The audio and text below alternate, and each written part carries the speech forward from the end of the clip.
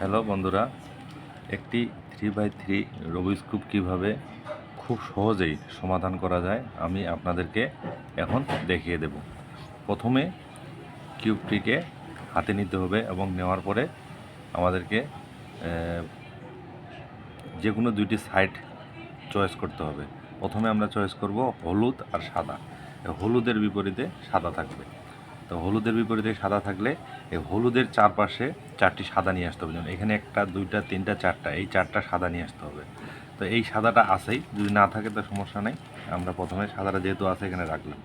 তারপরে আরেকটা সাদা, এই যে এখানে একটা সাদা আছে, এটাকে উপর দিকে শুধু জাস্ট ঘুরে দিলে এই সাদাটা এখানে চলে আসলো। আর দুইটা সাদা কোথায় আছে দেখতে হবে, এই যে এখানে একটা সাদা আছে। এই সাদাটাকে ঘুরিয়ে আমরা যদি এই যে এখানে নেই, নিয়ে এইভাবে দিয়ে উপর দিকে দিলে আমাদেরকে আরেকটি সাদা চলে আসলো। এই সাদাগুলো নিয়ে আসার জন্য কোনো সূত্র নাই, আপনারা এই ক্ষেত্রে যে কোনো সূত্র ব্যবহার করে নিয়ে আসতে পারেন, যেভাবে পারেন সেভাবে নিয়ে আসে ব্যবহার করতে পারেন। তো আরেকটা সাদা আছে কোথায়, যে নিচের সাদাটাকে উপর দিকে নিয়ে আসতে গেলে প্রথমে আমাদেরকে একবার উপর থেকে নিচে ঘুরিয়ে দিতে হবে। তো ঘুরিয়ে দিলাম।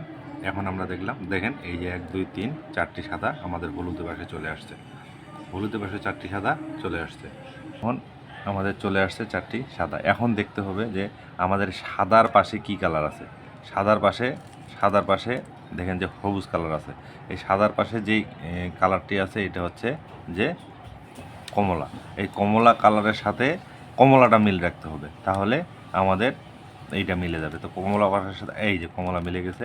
এখন কি করতে হবে আমাদের, এই যে সাদাটাকে একবারে 180 ডিগ্রিতে নিচের দিকে ঘুরিয়ে দিতে হবে, একবারে নিচের দিকে। তারপরে কি করতে, পরে থেকে তো এইটা মিলেই গেছে, অটোমেটিক মিলে আছে।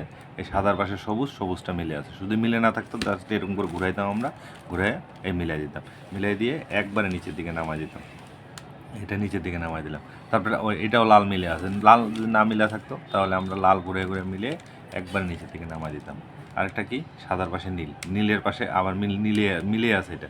তো নীল যদি মিলে না থাকতো এইভাবে আমরা ঘুরে ঘুরে এই যে নীল মিলে একবার উল্টা দিকে ঘুরে দিতাম। একবার সবগুলো এখান থেকে একবার বিপরীতে একবার 180 ডিগ্রিতে ঘুরে দিচ্ছে। দেখেন এখানে একটা প্লাস চিহ্ন হওয়ার কথা ছিল, এই যে প্লাস চিহ্ন হয়ে গেছে। এখন আমাদের পরবর্তী কার্যক্রম হচ্ছে যে আমরা এই সামনের সাদাটি পুরোটি মিল করব।